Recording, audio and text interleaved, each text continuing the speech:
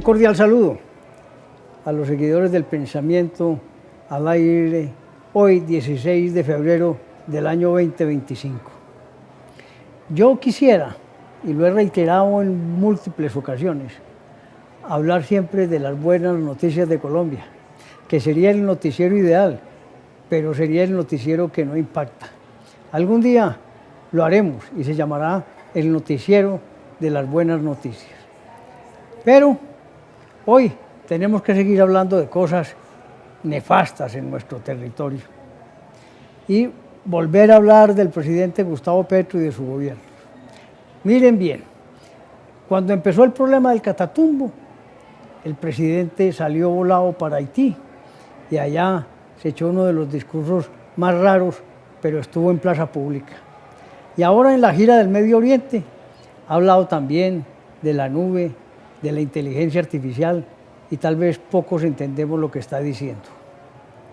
En ese reciente viaje, que ha despertado toda clase de críticas porque abandona el país en una de las mayores crisis de su gobierno, atizada por múltiples renuncias después del escandaloso Consejo de Ministros que fue transmitido en vivo y en directo a toda la nación, y por la continua crisis del Catatumbo en el Cauca, en Arauca y en múltiples regiones del país, y también el Chocó, que está en igual condición.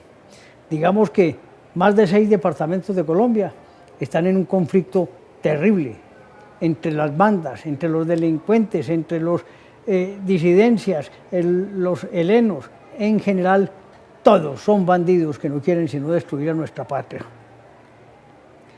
Respecto a la crisis ministerial, este es el siguiente balance. Salieron Luis Gilberto Murillo, que fue eso antes de ese Consejo de Ministros. La reemplazó Laura Sarabia. Mauricio Liscano, que era de Mintic, reemplazado por Belfort García como encargado, y María Constanza García de Transporte, reemplazada por María Fernanda Rojas como encargada. Luego presentaron sus renuncias. Después de ese terrible y fallido Consejo de Ministros, Iván Velázquez Gómez, ministro de Defensa, Susana Mohamed, ministra de Ambiente y Desarrollo Sostenible, Jorge Rojas, del Departamento Administrativo de la Presidencia, a quien le achacan toda la culpa de esos eventos. Juan David Correa, ministro de Cultura, Alexander López, director de Planeación Nacional, Juan Fernando Cristo, ministro del Interior, General William René Salamanca, director general de la Policía Nacional, Gloria Inés Ramírez, ministra del Trabajo. Pero digamos que estas renuncias, todas al mismo tiempo, han demostrado la inoperancia del Consejo de Ministros, de los ministros y de los resultados tan pobres que han tenido, cuando realmente están demostrando que hay un incumplimiento de casi la totalidad de los compromisos adquiridos en la campaña.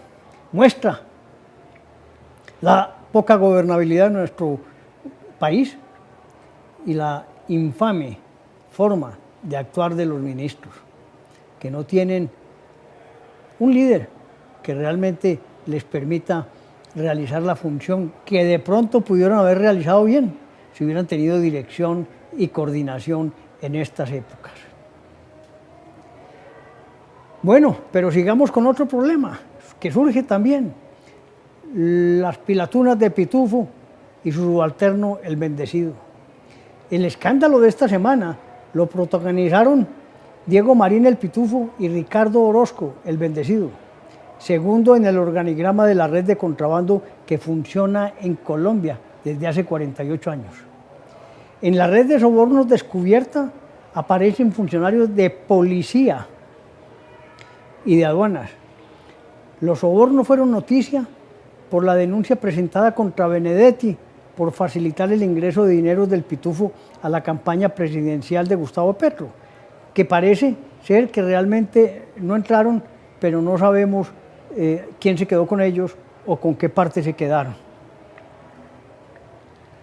En este gran problema que vincula a políticos y miembros de la policía ya han sido capturados. El coronel en retiro, Alexander Galeano Ardila, y el mayor Mario Andrés Marín Sarmiento. Y hay captura con fines de extradición de Giovanni Andrés Rojas, alias La Araña,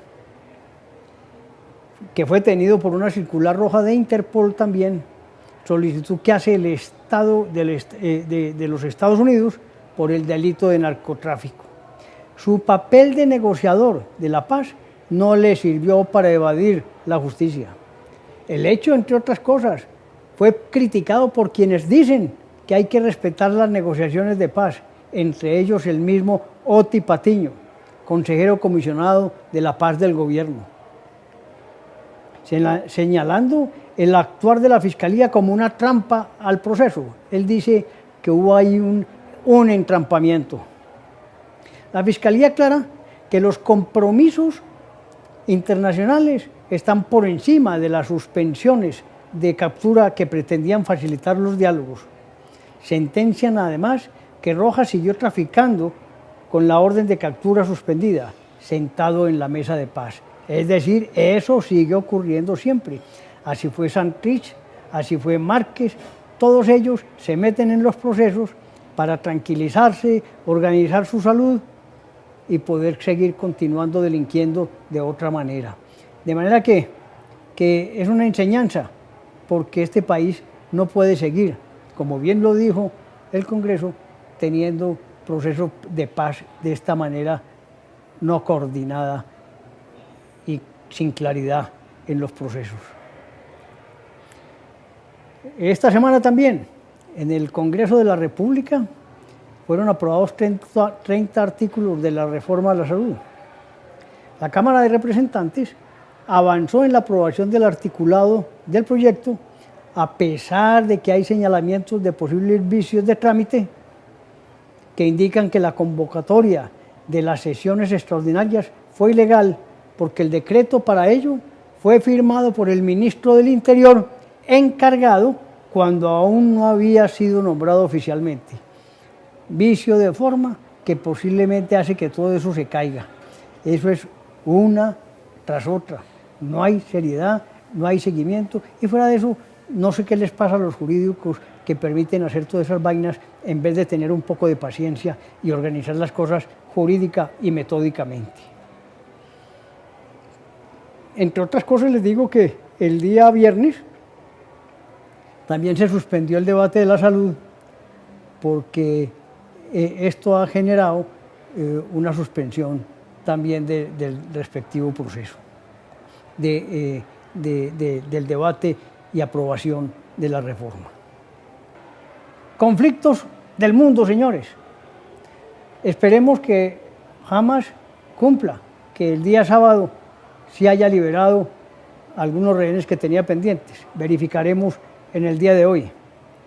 Conflicto que el presidente Trump también está empezando a intervenir con algunas ideas o soluciones que nos gustan mucho en el Medio Oriente.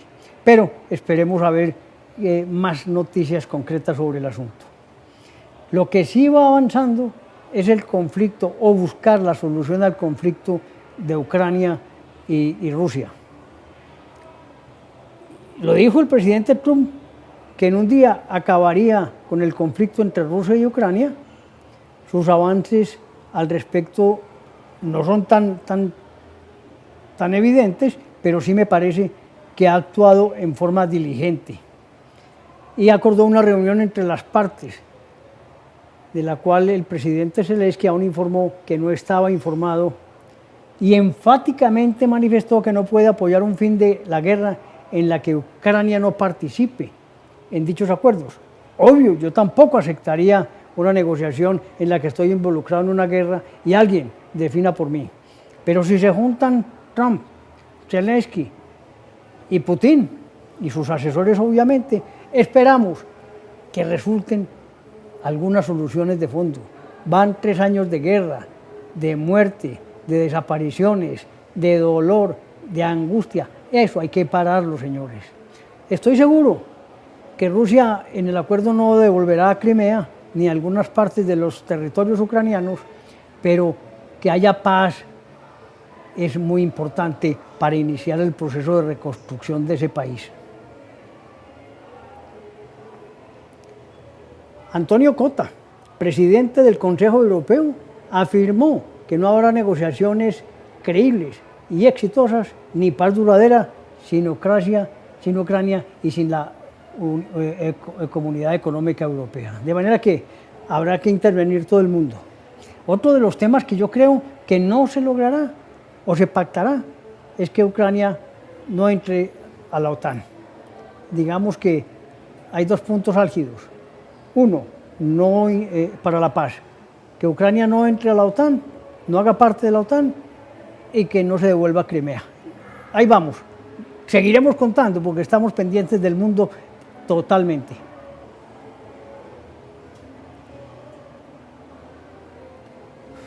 Nueva derrota para el gobierno y para el ministro de Salud. La Corte rechazó los recursos sobre la OPC y presupuestos máximos.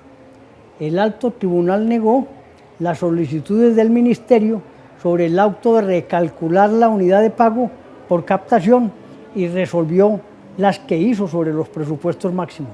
En consecuencia, mírenme bien, óiganme bien, dejó en firme los autos que había promulgado sobre el pago de presupuestos máximos del 22 y de julio a octubre del año 2024, así como el de la insuficiencia y recálculo de la unidad de pago por captación y de los años futuros, incluido el año 2025. En ese sentido, el tribunal reiteró la orden a Minsalud. Hay que actualizar y pagar. Eso ayudará a que la crisis de la salud no se ahonde esa crisis que va en perjuicio de nuestros ciudadanos.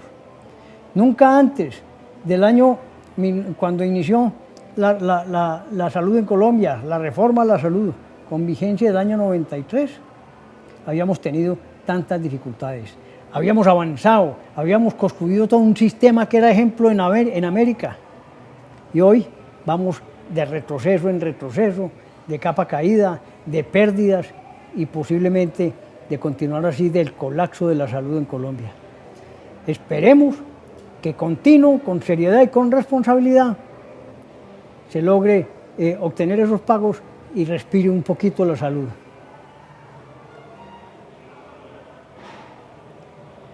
Cuando no es el agua, la escasez de agua, viene un problema que se va a presentar en la minería ilegal para empresas públicas de Medellín.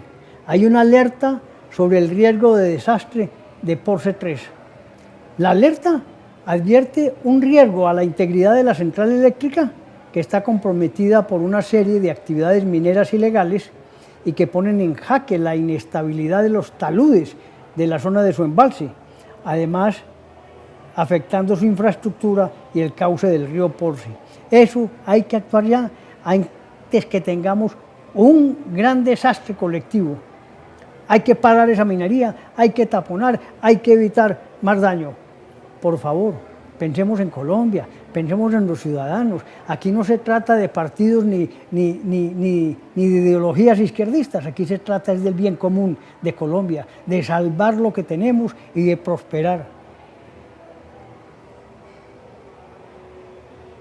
Carlos Raúl Yepes renuncia a la presidencia de la Junta Directiva de ISA. El motivo, la elección como presidente de Jorge Andrés Carrillo. Indicó que se trata de una flagrante y recurrente violación de los estatutos sociales, los reglamentos y los acuerdos internos, las disposiciones legales y el código de gobierno corporativo. Actos que protagonizaron la mayoría de sus miembros de Junta, que se conducen de manera contraria a las normas, las reglas y principios establecidos por la compañía. Una crisis nueva, una crisis más, ISA en el ojo del huracán. La ministra de Justicia, oyendo al presidente Petro, apoyó la excarcelación de EPA Colombia de la cárcel. Terrible ejemplo para las juventudes colombianas. Miren, señores, ni una noticia, como les dije al inicio, buena. Esperemos que nos permita todo esto reflexionar sobre las decisiones que tenemos que tomar para los cuerpos colegiados y para la presidencia de Colombia del 26, y así tengamos una vida mejor. Un cordial saludo para todos.